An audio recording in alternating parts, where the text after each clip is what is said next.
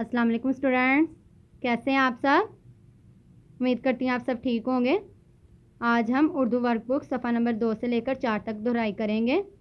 सबक नंबर है 1 हमद। चले शुरू करते हैं। सवालात के जवाबात लिखिए। अलिफ, शायर ने इस हमद में अल्लाह ताला की सिफ़ात का ज़िक्र बेहतरीन अंदाज में किया है। आप हमद को गौर से पढ़िए और अपने साथी से मशवरा करके अल्लाह ताला के 2 सिफ़ाती नाम मानी जिनका हमद में बयान है लिखिए। जिस मिसरे या शेर से वो नाम ज़ाहिर होता है वो भी लिखिए। सिफ़ाती नाम भी लिखना है, उसके मायने भी लिखने हैं और मिसरा या शेर भी लिखना है।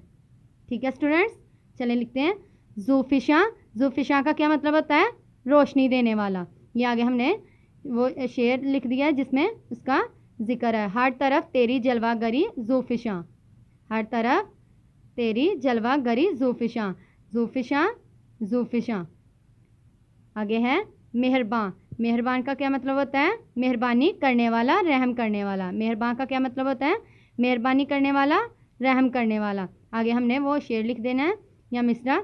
अपने बंदों पे रहता है तू मेहरबान, अपने बंदों पे रहता है तू मेहरबान। ओके स्टूडेंट्स, अगला सवाल है हिमवासा मुशाहिदा। सवाल है बे। हम अल्लाह ताला के मोहताज हैं। ग्रुप में बात कीजिए। गुफ्तो शनीद के बाद एक मिसाल से वजाहत कीजिए।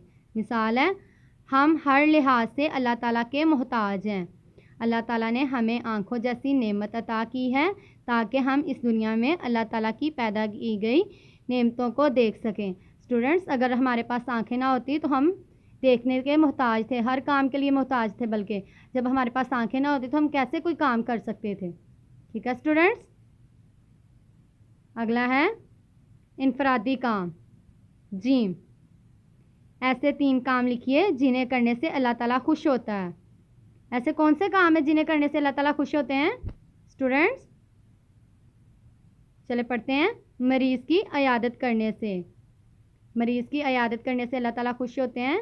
चाहे वो आपका दुश्मन ही क्यों ना हो, भी वो बीमार है तो आपकी इयादत करना, आपको उसकी इयादत करनी चाहिए। नमाज़ पढ़ने से अल्लाह ताला खुश होते हैं। गरीबों की मदद करने से, गरीबों की मदद करना सबसे बड़ा सवाब है, हमें गरीबों की मदद करनी चाहिए। आगे है मुशाहिदा दाल। अल्लाह ताला ने आपको बहुत सी नेमतों से नवाजा है जिनमें सरफरिस्त ईमान है।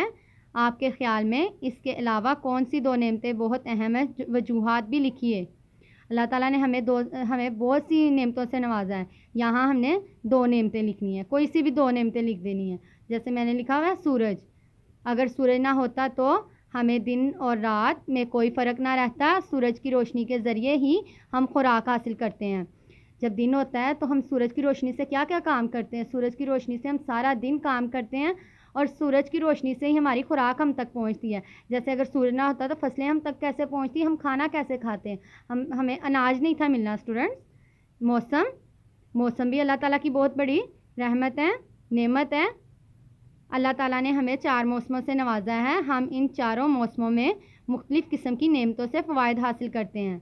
चारों मौसमों में अल्लाह ताला ने हमारे लिए कोई ना कोई फ़ायदा रखा है, हम उन फ़ायदों से मुस्तफ़ीद होते हैं। ठीक है स्टूडेंट्स, आपने इसको अच्छे से रफ कॉपी पे लिखना है और याद करना है। अल्लाह हाफिज़।